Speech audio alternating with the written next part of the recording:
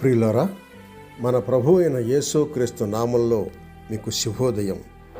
ఆయనను గూర్చి అనుదిన ఆత్మీయ ఆహారం, మార్చ్ 10 మంగళవారం.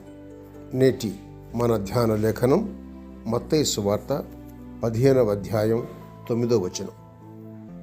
ఈ ప్రజలు తమ పెదవులతో నన్ను ఘనపరచుదురు, కానీ వారి హృదయము నాకు దూరముగా ఉన్నది. మనుష్యులు కల్పించిన పద్ధతులు, దైవోపదేశములని బోధించుచు వారు నన్ను వ్యర్థముగా ఆరాధించుచున్నారు. వ్యాఖ్యాన అంశం: ప్రభువు చేసిన 7 అద్భుతాలు. వ్యాఖ్యానాంశం: ప్రభువు చేసిన 7 అద్భుతాలు.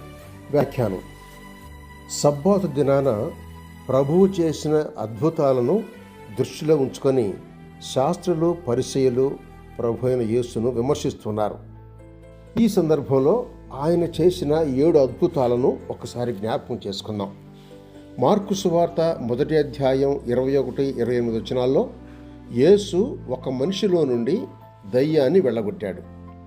రెండవదిగా ఇదే అధ్యాయం 29-31 వచనాల్లో యేసు ప్రభువు పేతురు అత్తను స్వస్థపరిచాడు. మూడవదిగా యోహాను సువార్త 5వ అధ్యాయం 1-18 వచనాల్లో బేతెస్దా కోనేటి ఒడ్డున ఉన్న కుంటివాణ్ణి ప్రభువు స్వస్థపరిచాడు.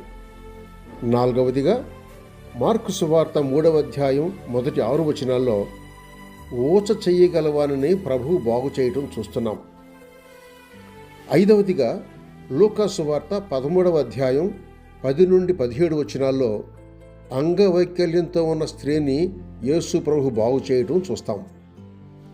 ఆరవదిగా లూకా సువార్తలోనే 14వ అధ్యాయం 1-6 వచనాల్లో జలోదర రోగిని యేసు ప్రభు స్వస్థపరిచాడు. ఇక 7వదిగా యోహాను సువార్త 9వ అధ్యాయం 1-6 వచనాల్లో పుట్టుగుడ్డికి యేసు ప్రభువు చూపు ప్రసాదించాడు. అనేక శతాబ్దాలుగా యూదు మత నాయకులు దేవుని ధర్మశాస్త్రానికి కొత్త చట్టాలు జోడించారు. సబ్బాతు విశ్రాంతి రోజని ధర్మశాస్త్రం చెబుతుంది.